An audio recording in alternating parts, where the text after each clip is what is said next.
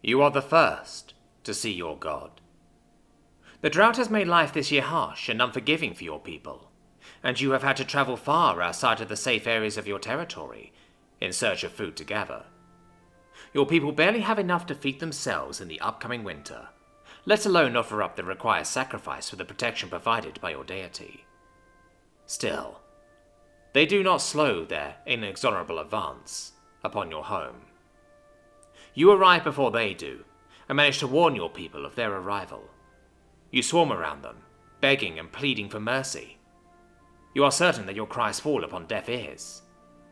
When they arrive and see naught but empty offerings, they speak in a deafening, booming tongue you cannot understand. Just when you think that they will take from the stores reserved for feeding your people and their young, they leave the way they came. It is not long until you see their pale white form returning. You pause from feeding the young ones, some of your dwindling supplies, fearful that they have returned to lay waste to your people in their wrath and fury. Instead, they reach down and gift you with an abundance of the strangest food you have ever seen.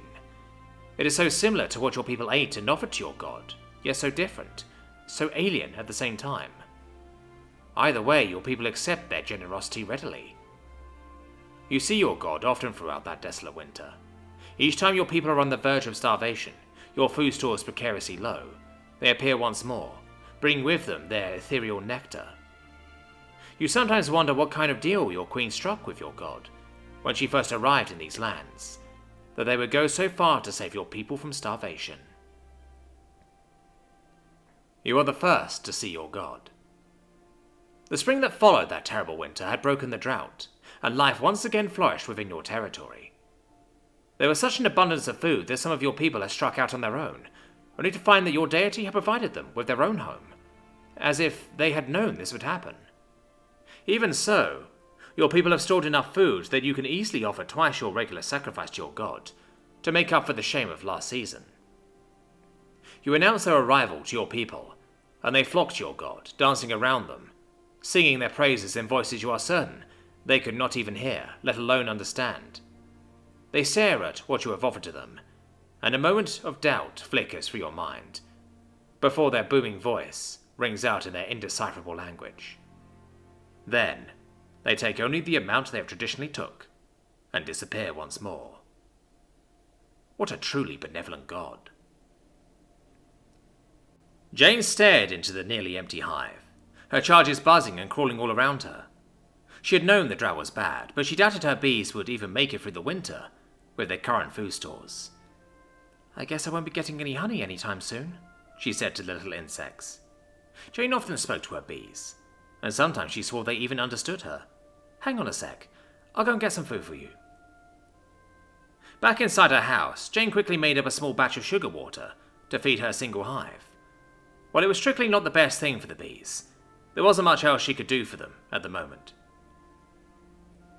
Winter was hard for Jane. A fox had somehow made its way into her coop and killed 2 of her chickens before she had found the hole in the wire fence, and her horse Sally had taken a bad fall and broke her leg. Jane had cried into the gentle beast's mane when her father arrived with his rifle to ease the poor creature's suffering. The one thing that Jane was truly proud of throughout the winter were her bees. She talked with other keepers online about the best ways to help them through the harsh season, and never missed a day of feeding them. She called them her little troopers, and promised that if the drought ever ended, she would plant the entire lawn around them with fields of wildflowers. Her resilient little bees not only survived the winter, but came out the end of it almost no worse for wear. The day the drought broke in the early spring, Jane laughed and danced under the pouring rain. Just as she promised, she threw the wildflower seeds all around her hive, and even reserved a small spot in one of her fields to plant even more. They grew like weeds all over, but Jane didn't care. When her bees had prospered enough to swarm, she almost cried, and quickly set up a new hive near the first to house the new queen. It was nearing the end of autumn now, and the experts were talking of the returning dry spell. Jane walked towards her hives, clad in her all-white beekeeping suit, and surrounded by her dancing and bumbling little troopers. She opened the lid to that first hive, and a smile broke out under her mask, at the racks chock full of that golden amber liquid. "I'm so proud of you little guys," Jane said after a moment. The bees slowed a touch as they whizzed past her, almost as if they were listening to her speak.